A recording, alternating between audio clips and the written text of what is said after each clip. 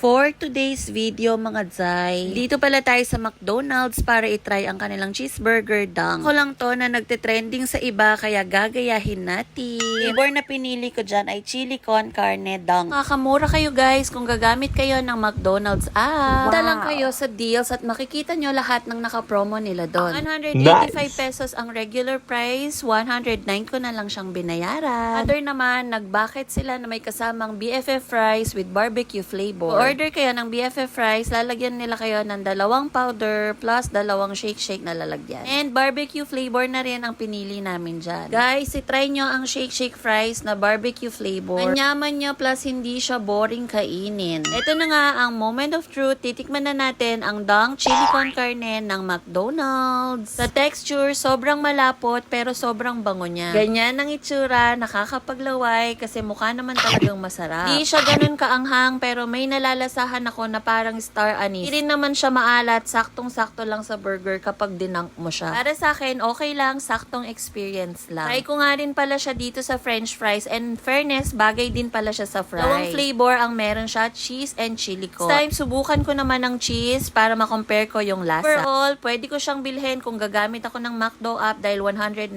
pesos lang, may kasamang Coke float na. Guys, opinion ko lang to ha, base lang to sa nalasahan ko. Yun lang.